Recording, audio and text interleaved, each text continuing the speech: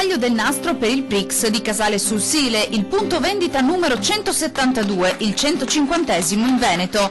900 metri quadri di superficie, un ampio parcheggio e a disposizione del cliente una vasta scelta di prodotti di altissima qualità. Trovi un assortimento completo in tutte le famiglie di prodotto, noi abbiamo tutto, abbiamo il primo prezzo che è il più basso del mercato, il prodotto marchio Prix che è un grande compromesso prezzo-qualità, abbiamo il marchio leader, Barilla, ma non ci fermiamo qua, abbiamo anche l'eccellenza in Italia che è la pasta di Gragnano. Fiore all'occhiello del Prix il reparto frutta e verdura che garantisce freschezza e qualità grazie a consegne giornaliere dirette. Diamo la preferenza ai fornitori locali e soprattutto nel reparto frutta e verdura hanno direi l'80% circa dei nostri prodotti provenienza veneta.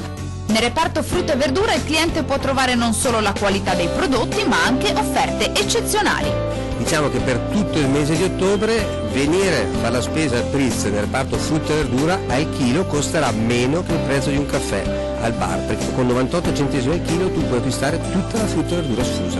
Racchiusi nel Prix di Casale sul Sile quelli che sono i punti di forza di un supermercato ma anche di un negozio di vicinato dove il cliente può trovare il consiglio giusto e un sorriso.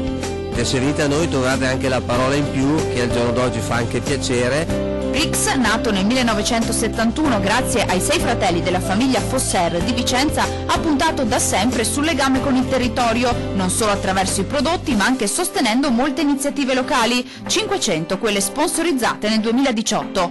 In occasione dell'inaugurazione di Casale sul Sile sono stati donati 300 buoni spesa a 3 associazioni. C'è questa sensibilità da parte anche del Prix, soprattutto adesso in questo momento, che possono darci una mano, e questo siamo molto contenti e ringraziamo proprio di cuore.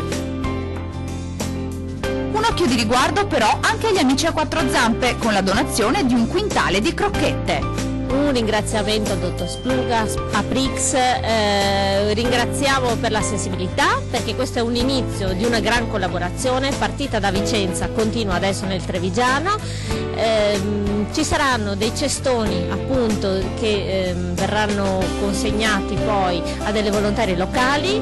Plaude all'apertura del nuovo punto vendita Prix anche il sindaco di Casale sul Sile, Stefano Giuliato. Continuare ad investire è difficile. La Prix ci ha creduto ed è venuta qui a Casale, quindi un applauso anche a loro e poi un gesto anche di solidarietà verso le associazioni del territorio che di sicuro non guasta.